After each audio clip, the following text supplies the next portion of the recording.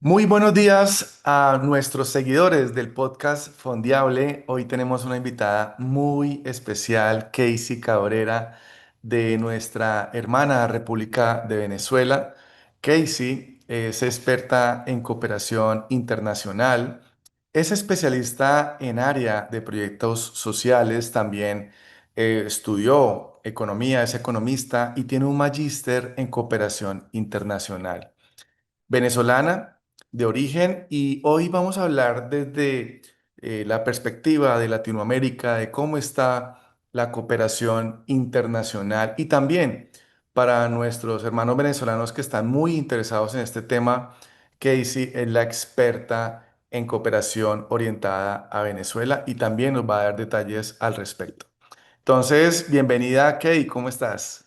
Hola Will, muchas gracias, gracias por la invitación y bueno, feliz también de representar a mi país en tu podcast que da demasiados recursos para personas que tienen esos proyectos pues que les inspiran, esos emprendimientos que quieren financiar y que sepan a través de tu podcast que bueno, hay un mundo de posibilidades y también del contenido que compartes también, así que muy agradecida de estar acá.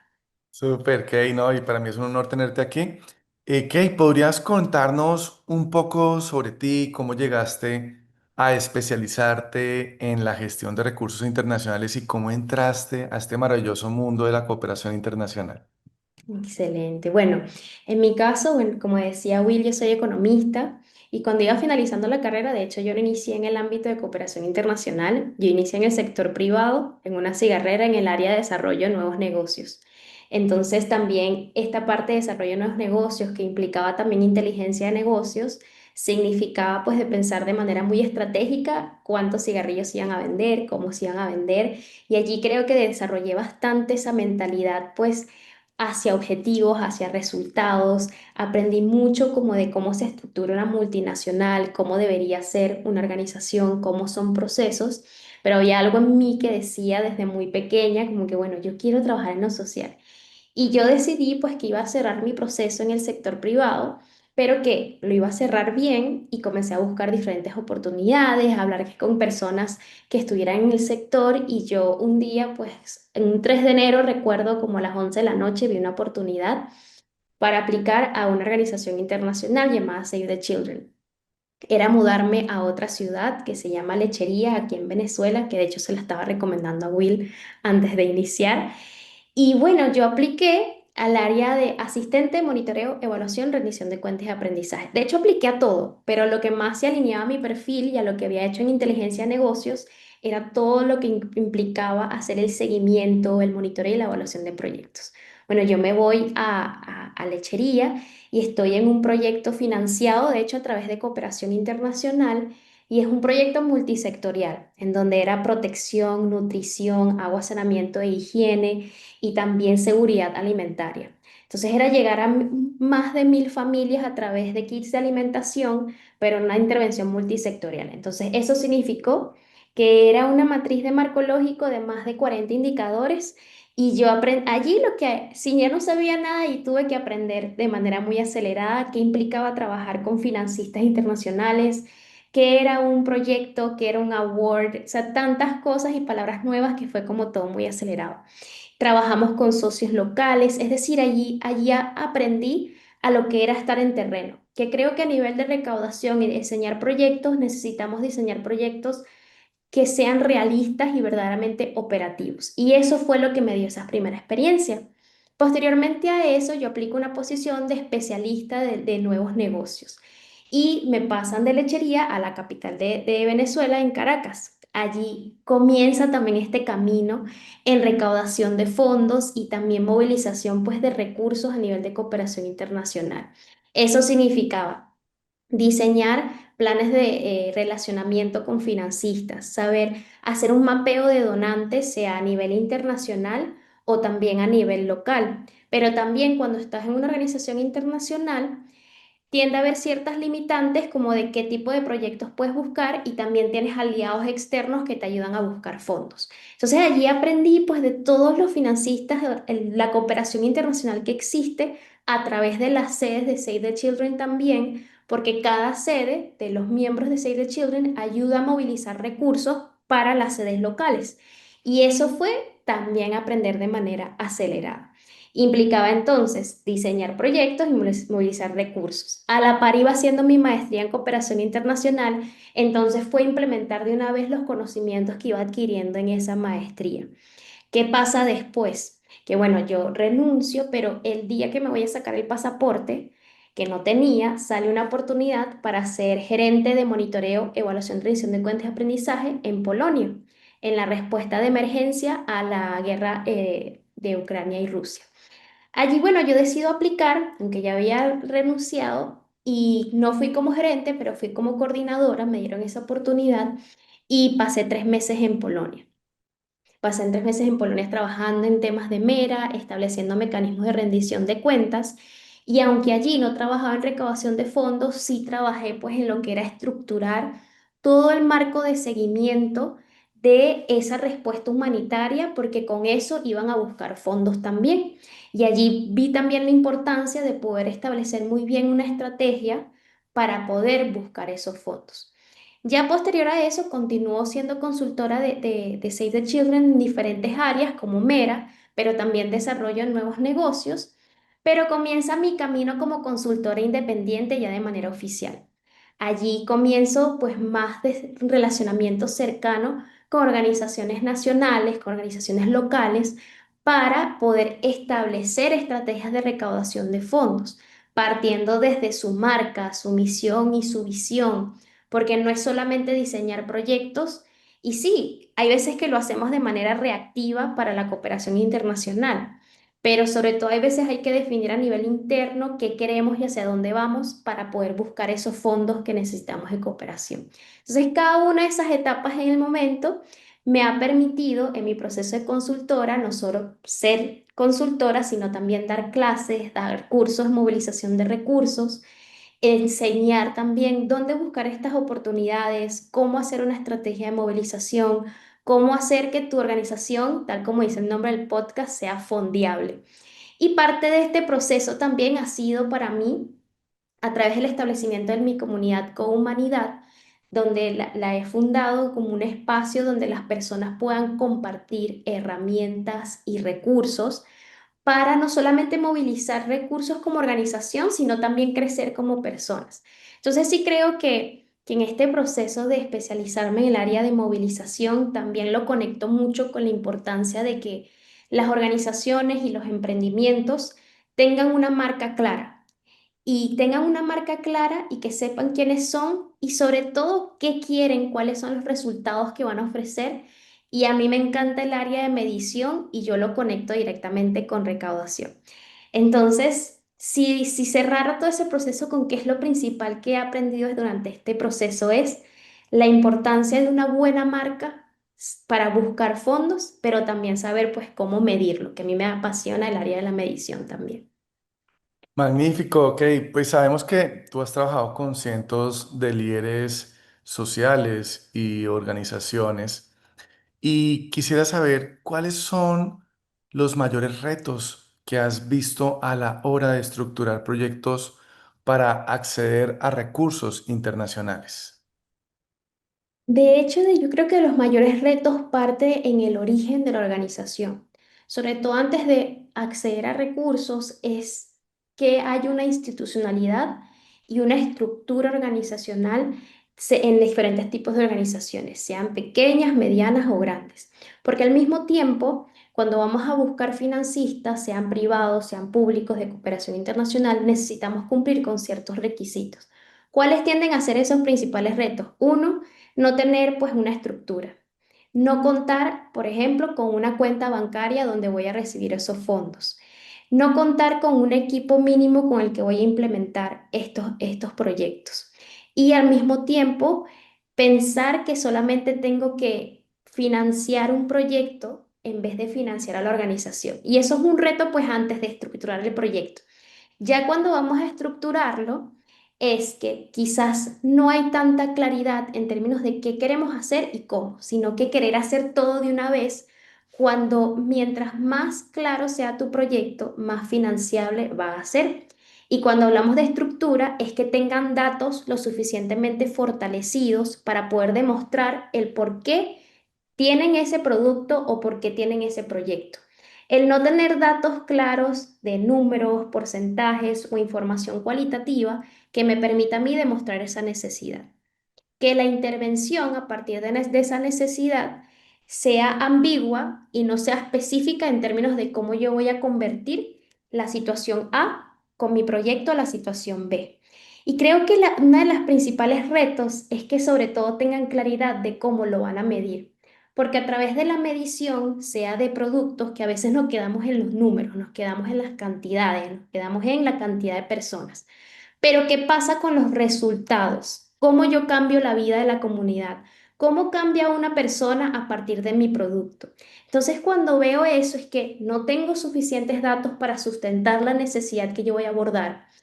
No hay tanta claridad en lo que quiero hacer y cómo. Y al mismo tiempo, sin estos dos, es muy difícil medir resultados. Entonces, esos son de los principales retos que normalmente parten de una base en donde la institucionalidad no está fortalecida, ni hay una planificación estratégica detrás de ese proyecto que queremos proponer. Super, Kay. Y en tu experiencia, ¿qué es lo más importante a la hora de estructurar una propuesta que sea atractiva para los financiadores? Unos tres elementos importantes. Creería que para financiadores internacionales, sobre todo los financistas internacionales tienden a tener una perspectiva global, que implica una perspectiva global tomar en cuenta los objetivos de desarrollo sostenible, tener aspectos de medio ambiente en cuenta en tu proyecto y también aspectos, por ejemplo, de género.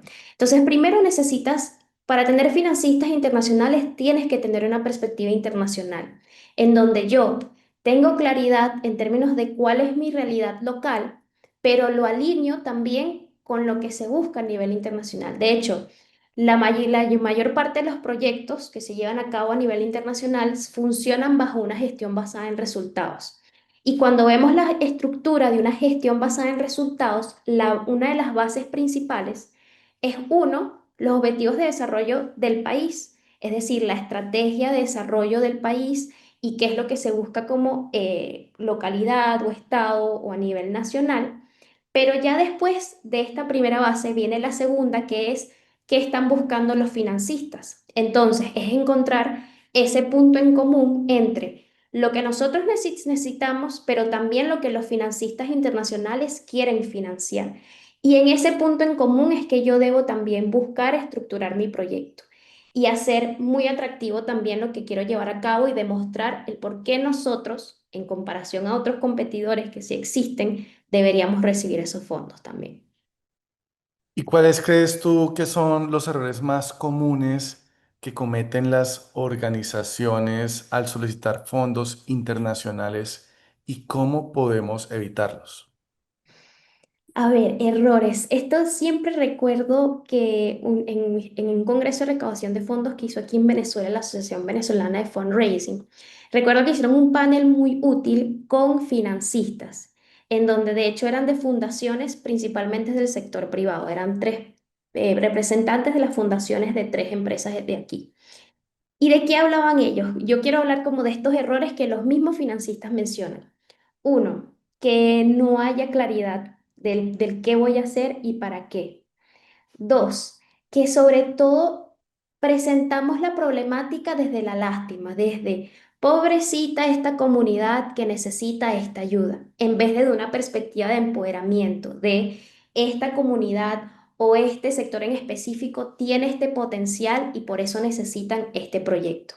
Y no solamente eso, ¿cuál diría yo que es un error clave, sobre todo cuando queremos continuar solicitando fondos? Una mala ejecución.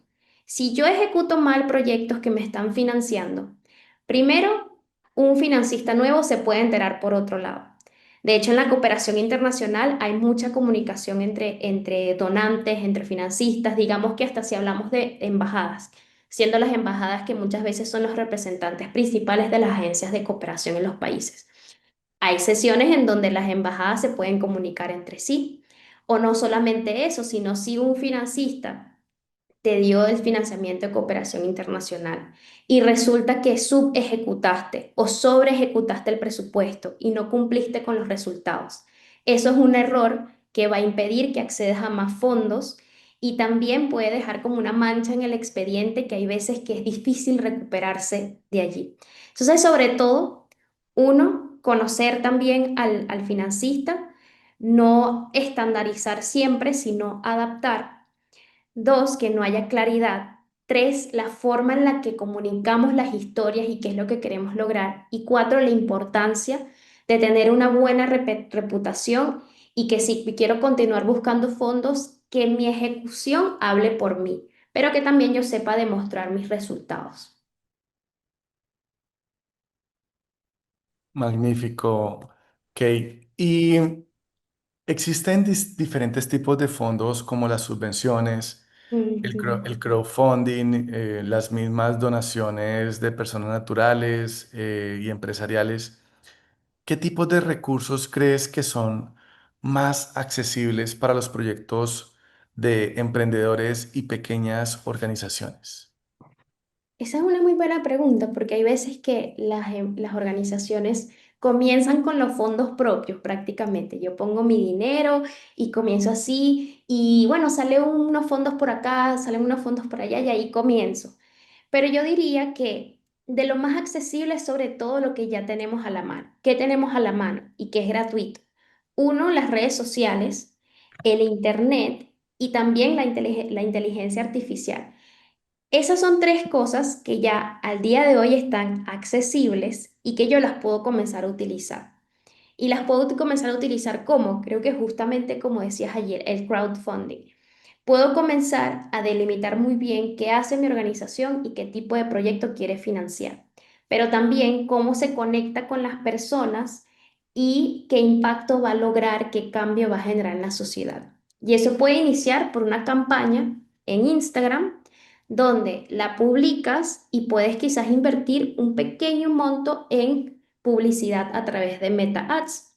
No solamente eso, sino que leía en un libro que se llama The Life You Can Save que hay ciertas barreras psicológicas al momento de donar. Y una de ellas es que tendemos a donar a lo que es más cercano a nosotros.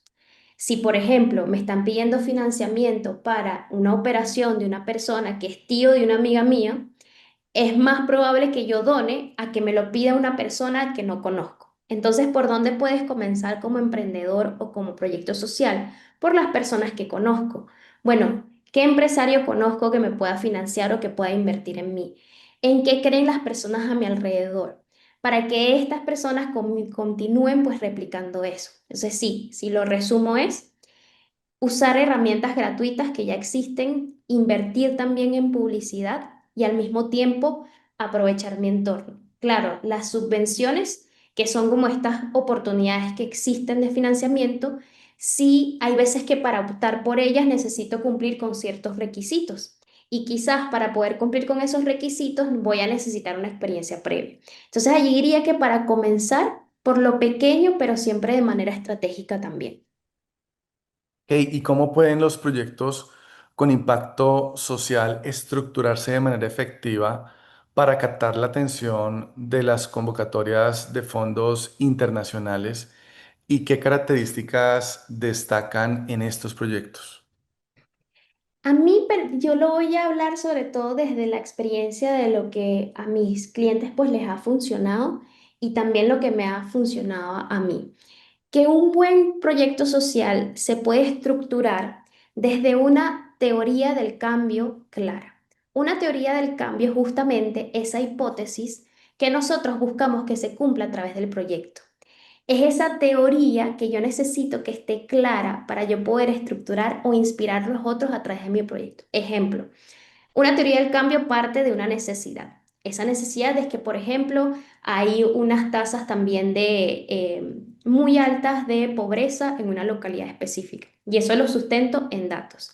Y eso es dado a falta de oportunidades y falta de formación, de manera muy simplificada. ¿Cuál es mi intervención? Bueno, yo voy a hacer talleres de emprendimiento y de empoderamiento en esta localidad para darle herramientas a las personas y que puedan buscar nuevos medios de vida. Y no solamente eso, sino que lo voy a complementar con entregas de dinero en efectivo para que en ese proceso en el que fortalecen su nuevo medio de vida puedan sostenerse. ¿Cuáles son mis productos? Bueno, van a haber un número de personas formadas, un número de entregas realizadas, un número de clases que yo he realizado, pero ¿eso necesariamente demuestra un resultado? No, eso es solo lo que ocurre que yo implemento una actividad. Y después sí es pensar en esos resultados intermedios y en el impacto a largo plazo. Entonces, si yo implemento estos talleres, mis resultados intermedios es que la persona obtenga un nuevo medio de vida o en el corto plazo incremente sus ingresos. Mientras que mi impacto esperado es que disminuya esa pobreza que yo mencioné al inicio en el apartado de necesidad. Entonces, ya teniendo una teoría fuerte de qué es lo que quiero hacer y el cambio que voy a generar en la sociedad, ya es una buena base para partir, para desarrollar ese proyecto y captar la atención. Y no solamente eso, sino que esa teoría del cambio yo la puedo diagramar, puedo hacer una infografía, le puedo poner muñecos, le puedo poner muchas cosas para que quede claro. Y a través de eso también no solamente tengo mi teoría, sino que ya tendría claridad de qué es lo que quiero medir. Y eso me va a facilitar mucho el desarrollo de indicadores. Para mí debe ser, es muy atractivo cuando hay claridad de qué es lo que quiero hacer y cómo. Y yo personalmente parto de que hay una claridad en esa teoría, en esa marca para poder captar la atención de fondos internacionales. Magnífico. Y desde tu perspectiva, ¿qué áreas tienen más, digamos, qué sectores, qué áreas están siendo más demandadas por los financiadores internacionales en los últimos años que le estén inyectando más recursos en cuanto a sectores, sostenibilidad, educación, tecnología, salud, no sé, las que tú consideres? Justamente he estado leyendo estos días de estas tendencias y viendo otros creadores de contenido como tú, y también leía a una consultora que se llama Sandra Giraldo, también a Daniel, a Jenny, o sea, diferentes creadores e influenciadores en estos aspectos. E iba viendo las tendencias y creo que lo principal que destaca son aquellos proyectos que implican que va a haber una sostenibilidad, en donde se puede invertir en este proyecto, pero no soy yo únicamente como financista quien lo está financiando, sino que hay cofinanciadores o que, por ejemplo, yo voy a tener una retribución a partir de ese financiamiento, que también son las inversiones de impacto. Entonces, creería que lo principal es sobre todo, uno, que sean proyectos sostenibles y que estén alineados también con los objetivos de desarrollo sostenible, pero que no signifique que dependas únicamente de mi proyecto. En segundo lugar, que también estos proyectos integren de manera transversal aspectos relacionados a medio ambiente y también aspectos de género e incluyendo ya aspectos de tecnología, porque la tecnología también a medida que va avanzando significa que hay mayores brechas en la sociedad, brechas digitales, significa que unas personas avanzan más que otras. Entonces independientemente del sector, no diría que ahorita prevalece necesariamente uno, pero que estos proyectos sean sostenibles y que incluyan de manera transversal aspectos como tecnología, género, inclusión de personas con discapacidad, por ejemplo, o temas de medio ambiente.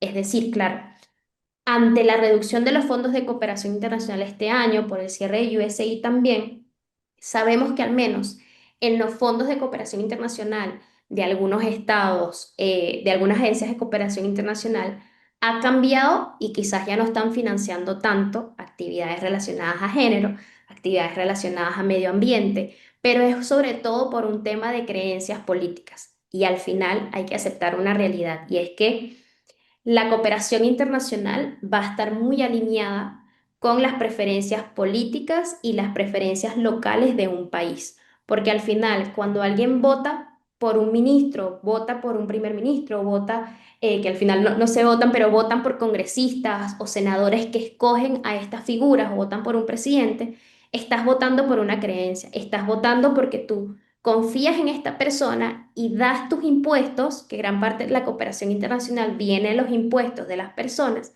das tus impuestos confiando en el gobierno para que lo gasten de acuerdo a las creencias y los intereses de la población.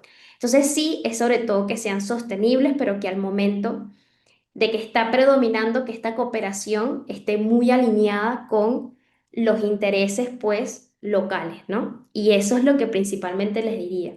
hay una página que se llama Donor Tracker. Donor Tracker va diciendo o mandando correos de cómo van cambiando esas tendencias, es decir, cómo está Alemania hoy en términos de cooperación internacional, en qué está financiando. Y a través de ese tipo de páginas van a ver también qué está siendo demandado por ese tipo de financiamiento también. Magnífico, Kate. Y en los últimos años, pues hemos visto digamos, una capacidad emergente de la humanidad que es la inteligencia artificial. Y esta, pues está cambiando y transformando la estructura de todo este mundo de la cooperación internacional y sobre todo de cómo nosotros estructuramos proyectos y gestionamos recursos. ¿Qué opinas tú sobre la estructuración de proyectos apalancados con herramientas de inteligencia artificial?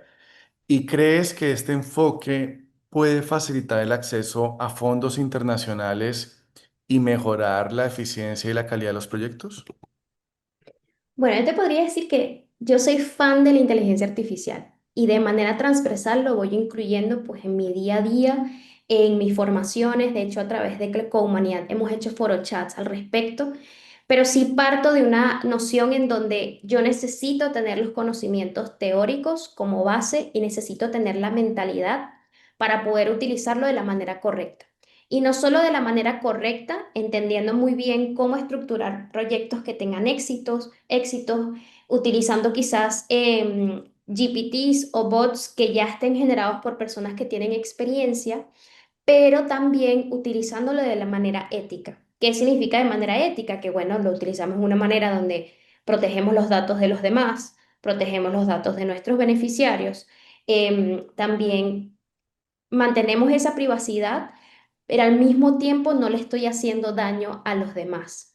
No solamente eso, sino del tener los conocimientos teóricos para poder utilizarlo. Utilizar al máximo el hecho de que podemos utilizar múltiples fuentes y evidencia que me permita sustentar mis proyectos. Al mismo tiempo, que yo, en primer lugar, piense de manera independiente qué es lo que quiero y utilizar la inteligencia artificial como una manera de seguir sistematizando y analizando.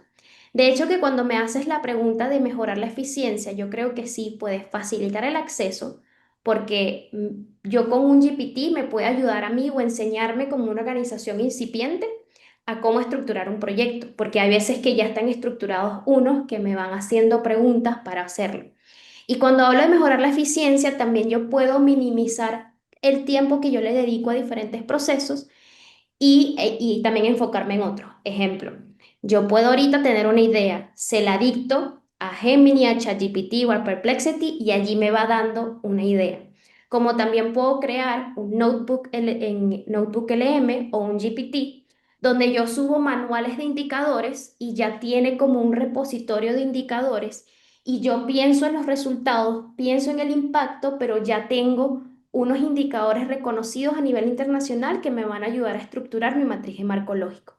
Pero sí, con esa base de que siempre con ética, teniendo yo los conocimientos, formándome de manera continua para saber cómo utilizarla y al mismo tiempo hacerlo de manera eficiente, creando chats, GPTs, cuadernos de notebook que me faciliten la vida sin minimizar también mi capacidad pues crítica y mi capacidad técnica. Ok, y para una persona que no está formada como tú, digamos, con maestría, que no tiene conocimiento de este mundo de la cooperación y que quiere hacer un proyecto, en ese caso, ¿cómo ve la inteligencia artificial?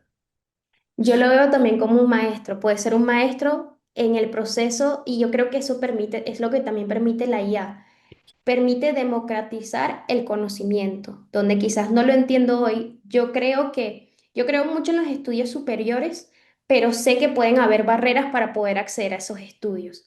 Y creo que la inteligencia artificial y el Internet en general democratiza esos conocimientos. Yo creo mucho en eso y también la inteligencia artificial te puede enseñar.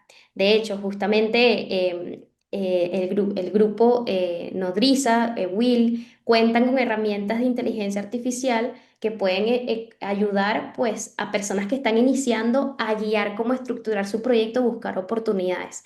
Y ya eso es una forma de democratizar el conocimiento, porque no necesito acceder a estudios superiores, no necesito saber inglés, que a veces saber inglés es una limitante en este sector, porque ya existen herramientas para eso. Entonces, sí creo que tiene un potencial para democratizar y también permite que podamos generar más conocimiento todavía a partir de toda esa información que ahora podemos procesarla mucho más rápido.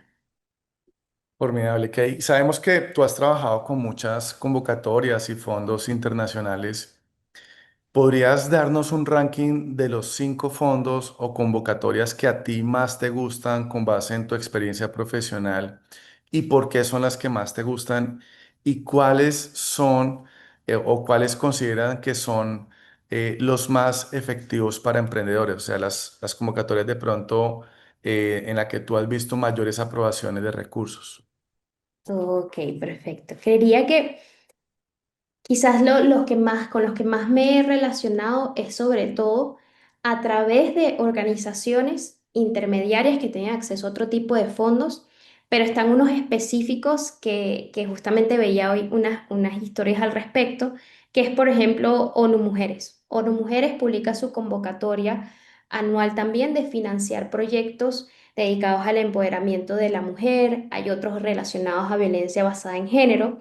Y lo que he visto es que este permite o le da oportunidad a diferentes organizaciones para poder postular, pero que siempre recomiendo, a pesar de que puedo tener favoritos como ONU Mujeres o a nivel nacional o local están los fondos humanitarios, que cuando hay una situación humanitaria lo coordina la Oficina de Coordinación de Respuesta Humanitaria.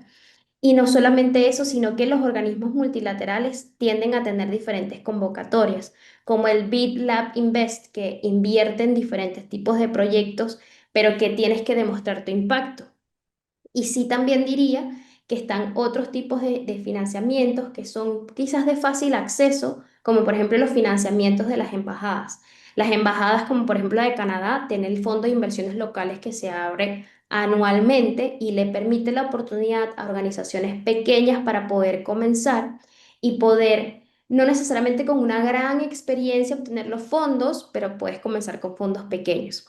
Pero más allá, pues, de decir cuáles son esas convocatorias que me gustan, creo que lo que más me gusta personalmente es el proceso estratégico detrás de buscar esa convocatoria.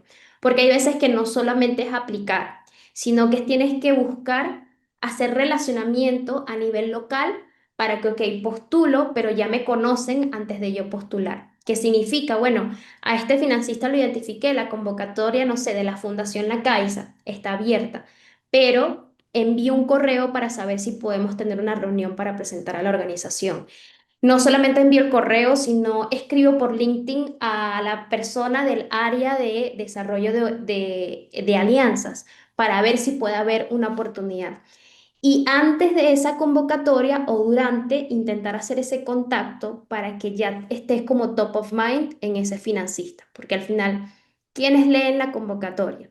Bueno, quizás hay un primer filtro que pasa, no sé, por inteligencia artificial, pero ¿a quiénes les llega esa versión final? A seres humanos. Seres humanos que tienen intereses, seres humanos que tienen, le gustan los deportes, seres humanos que le gusta la música y que quizás puede conectar contigo a través del hecho de que hoy salió el álbum de Taylor Swift, ejemplo, y allí se va a acordar de que es la persona que me mencionó esto y yo soy Swiftie y aunque y el proyecto está bien formado, bien establecido y aparte esta persona me cae bien.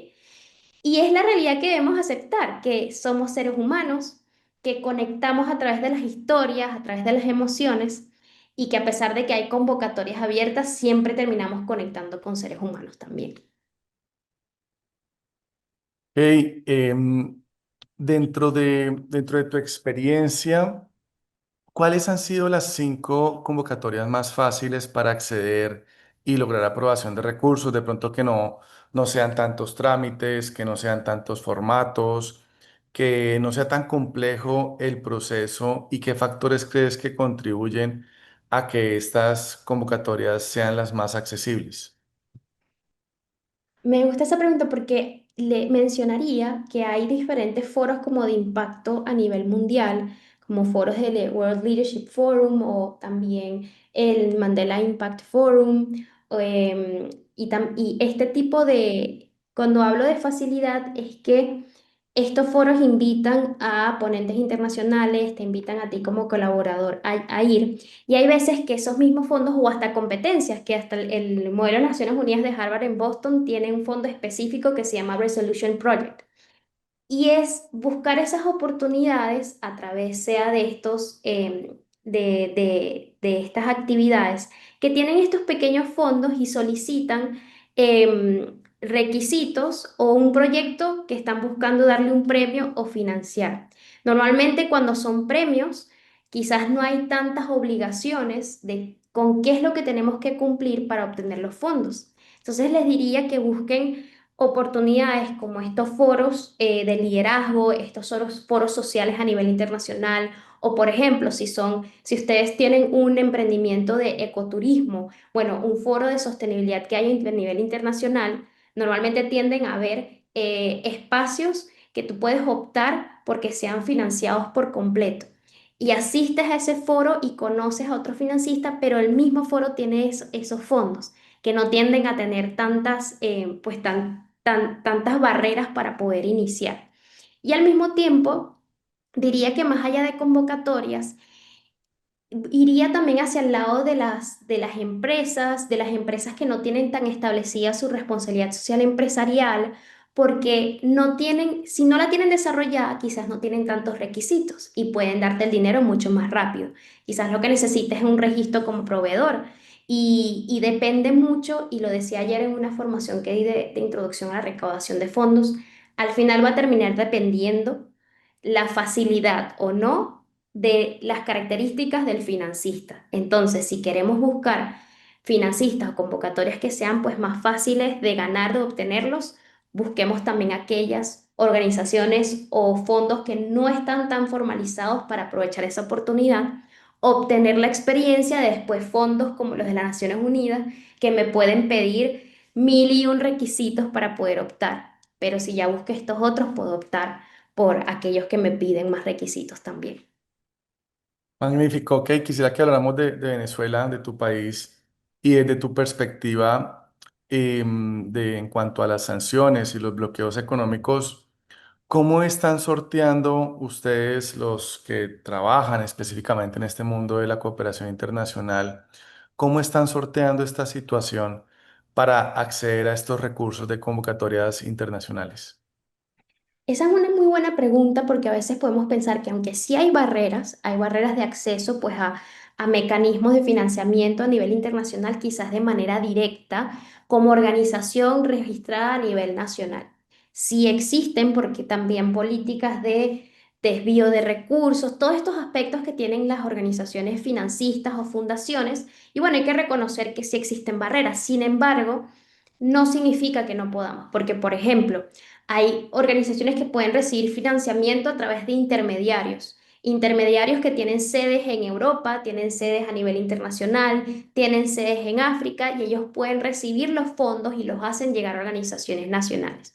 No solamente sortearlo de esa manera, sino también, por ejemplo, hay organizaciones que son nacionales, pero también tienen registro, sea en países que ya están desarrollados o de repente en Europa, y esa organización tiene su sede a nivel internacional y recibe los fondos. Obvio, eso puede ser una limitante para una organización que está iniciando y es pequeña, es verdad, pero eso no significa que el bloqueo o las sanciones impidan que yo pueda tocar la puerta de financistas del sector privado, que aquí existen esas empresas que van financiando actividades, que patrocinan eventos y también que puedes tener la oportunidad a través de las embajadas de obtener recursos.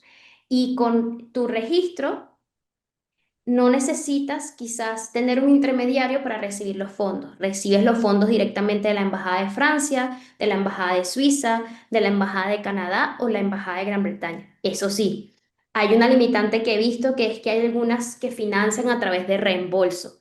Hay organizaciones que no van a tener el pulmón, como dicen, para autofinanciarse y que después les hagan reembolso. Y no solamente eso, sino que siento que también es necesario el fortalecimiento de capacidades institucionales en temas de cumplimiento, porque hay veces que sí, aunque hay estos bloqueos, hay también como una palabra que se llama en inglés que es gatekeeping o que se cierra el conocimiento a los demás. No, estos conocimientos tenemos que compartirlos. Tenemos que compartirlos, claro, cuidando temas de confidencialidad, todos esos aspectos, pero compartirlos para que la gente se sepa. Y justamente con eso que mencionabas de la IA, con la IA, con todas las herramientas que existen para conectar en diferentes comunidades que existen en Latinoamérica y en el mundo, democratizar el conocimiento para poder disminuir esas barreras y que si tengo esas dificultades, que sepas que hay caminos que pasar, que si no lo conoces, pregunta a los demás, pero que a pesar de que existen esos bloqueos, existen esas sanciones, no solo en Venezuela, sino otros países lo sufren, pero también le financian sus proyectos. Entonces, sí pensar, bueno, que hay soluciones para eso. Magnífico. Y para los emprendedores o líderes que nos escuchan ahora mismo y quieren empezar a estructurar su proyecto para acceder a estos fondos, ¿qué pasos inmediatos les recomendarías dar? Primero, pasos inmediatos. Piensa de verdad lo que quieres hacer. Piensa en cuál es la necesidad, sea del mercado y de una comunidad. Piensa muy bien cuál es esa necesidad que quiere abordar. Porque hoy yo puedo decir, no es que aquí no venden collares para perros. Ah, pero cuando entras en el mercado te das cuenta que todo el mundo le vende collares para perros. Y eso significa que no hubo una buena investigación. Primer paso, investigar muy, muy, muy bien. Investiga el mercado, haz visitas de campo, ve al supermercado para, si tú estás pensando en hacer un producto, ve al supermercado a ver qué hay, ver a tus competidores y a partir de allí, de conocer muy bien e investigar a través de fuentes secundarias, que puede ser información de Internet, y las primarias, que soy las que recolecto yo, cuál es la situación y allí diseñar el proyecto que quieres hacer. Sobre todo considerando que uno, los recursos, creo que yo siempre, los economistas partimos desde allí. Los recursos en el mundo son limitados, tanto los recursos naturales como los recursos monetarios. Intenta cubrir a partir de esa necesidad algo verdaderamente lograble, alcanzable y define muy bien qué es lo que vas a hacer, pero al mismo tiempo conéctalo con tu esencia. ¿Cuál es tu misión? ¿Cuál es tu visión y cómo se conecta eso con el producto o el proyecto que quieres ofrecer? Y principalmente yo sí recomendaría desde ya pensar en cómo vas a medir eso que tú esperas cambiar en la persona. Ejemplo, yo voy a crear un producto, una marca de ropa que es sostenible porque se construye de la mano con mujeres emprendedoras, mujeres en comunidades menos favorecidas. Pero, ¿cuál es el resultado? El resultado es que estas mujeres van a estar más empoderadas, pero que también las mujeres que usan la ropa deportiva, que yo creo, se sienten más empoderadas y se sienten mejor.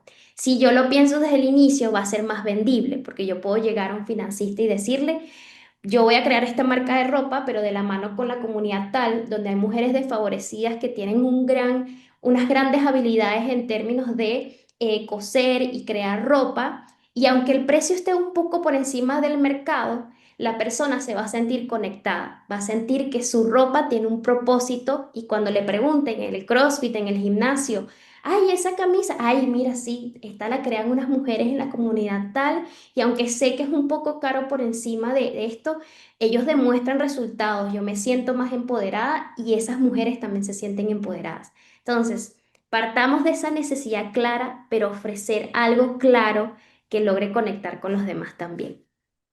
Magnífico. ¿Y qué consejo le darías a aquellos que se sienten desanimados porque perciben que este proceso es complejo, que es difícil en cuanto a la solicitud de fondos? ¿Cómo pueden mantenerse motivados? Adquiriendo la mentalidad de científicos. Adquirir la mentalidad de científicos implica que yo trato todo como un experimento y trabajo bajo una hipótesis, en donde mi hipótesis es que con este proyecto yo voy a aplicar a tales fondos y obtengo los fondos. Si no obtengo los fondos, significa que algo estoy haciendo mal, que mi proyecto no está bien estructurado que mi proyecto no lo estoy presentando bien o que mi pitch, cuando yo tuve la reunión con esta persona, no fue lo suficientemente sólido. Y ya ahí, ok, si mi hipótesis no está funcionando, ¿qué puedo mejorar? Adquiriendo esta mentalidad no significa que no va a haber días que no nos sintamos desanimados, pero si vemos esta mentalidad como un proceso, un constante experimento, cambiamos la noción. Y eso te puede posicionar a ti en comparación a otras personas que quizás no tienen esa mentalidad y desisten. Pero alguien que tiene mentalidad de científico o científica va trabajando en función de hipótesis, está abierta al cambio, es curioso, constantemente experimenta y estoy segura que con esa mentalidad de crecimiento y de continua motivación pueden obtener esos fondos. ¿Y cómo ves el futuro de la financiación para proyectos, especialmente para emprendedores, pequeñas empresas, líderes sociales en los próximos 5 o 10 años? ¿Qué crees que se viene a futuro? Yo creo que van a prevalecer las inversiones de impacto. Las personas y las organizaciones están buscando invertir en empresas que también tengan un triple impacto en ambiente, social y económico. Que esas inversiones que se hagan en los emprendimientos y en las pequeñas empresas pueda retribuir a los inversionistas, sea a través de una conexión social o también de un porcentaje de eso que se genere a través del proyecto. Yo creo que sobre todo la financiación va hacia esos emprendedores que tienen claridad en lo que quieren hacer, en su marca, pero que saben cómo hacerlo sostenible.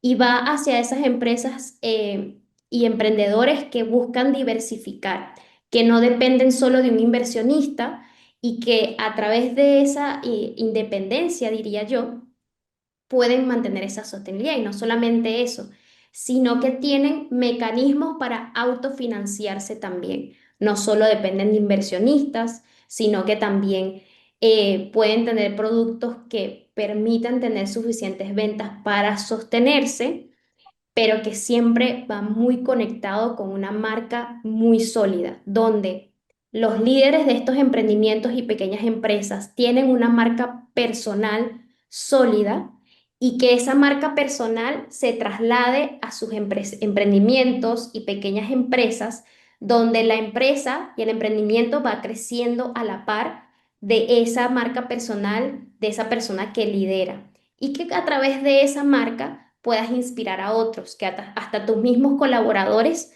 como se conectan tanto con tu misión, pueden ayudar a que se pueda seguir financiando también.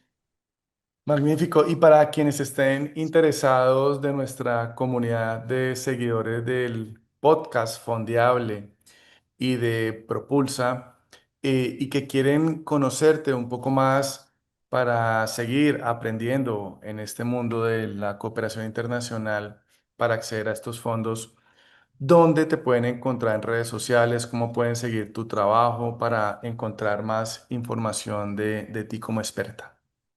Bueno, de hecho pueden seguirme por LinkedIn como Casey Cabrera, pueden seguirme en Instagram como Casey Cabrera. También está mi página web caseycabrera.com y allí yo comparto recursos gratuitos. Tengo de hecho un ebook de cómo estructurar una estrategia de recaudación de fondos, un ebook para diseñar proyectos sociales, también para redactar reportes.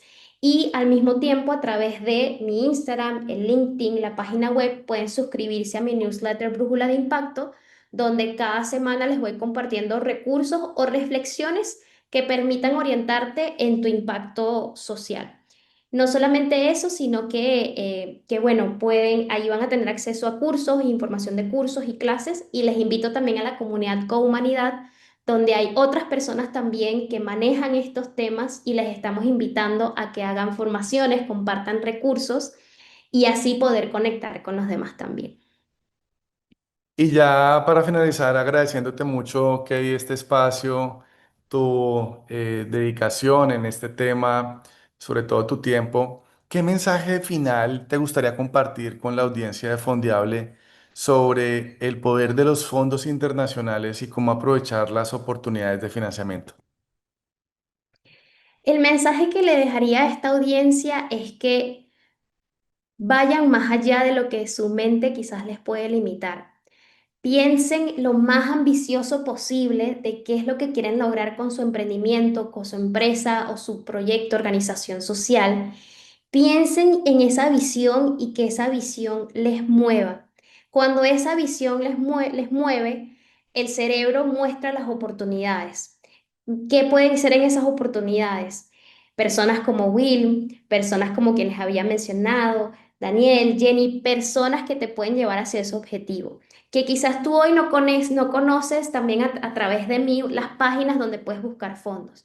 Pero ya cuando tú te enfocas, tu cerebro ve en lo que te enfocas y ya al tener esa visión que te mueva, va a ser muy poderoso lo que vas a ver. Y los fondos internacionales están allí para ti, están allí para ti, para financiar tu proyecto. Si no lo logras hoy, no lo logras mañana o no lo logras en un año, lo vas a lograr a los 2 años, a los 3 años, o sea, lo vas a lograr.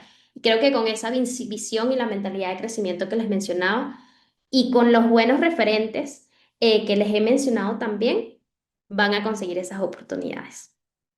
Muchas gracias, Kay, por este capítulo tan maravilloso y tan interesante en cuanto a todos los contenidos que nos has brindado. Y ya con esto pues cerramos y ya nos despedimos.